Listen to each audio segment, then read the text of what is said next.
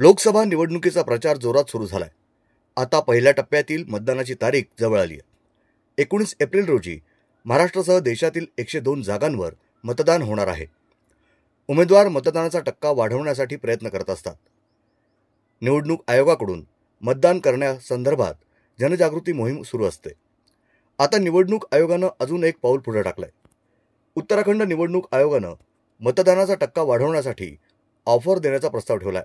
मतदानाचा टक्का वाढल्यास हॉटेल रेस्टॉरंटमध्ये 20% डिस्काउंट द्यावा असा प्रस्ताव हॉटेल असोसिएशनकडून ठेवण्यात आलाय। उत्तराखंड निवडणूक आयोगानं हा प्रस्ताव हॉटेल असोसिएशनपुढे ठेवलाय।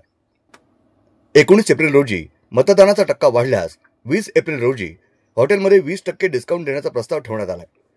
निवडणूक आयुक्त विजयकुमार चोखदंडे यांनी म्हटलंय की मतदानाचा टक्का वाढवण्यासाठी अनेक संघटनांची चर्चा सुरू आहे। हॉटेल असोसिएशनसह इतर संघटनांपुढे हा प्रस्ताव मांडण्यात आलाय। ब्युरो रिपोर्ट, न्यूज डेस्क, महानगराची लाईफलाईन, मेट्रो न्यूज।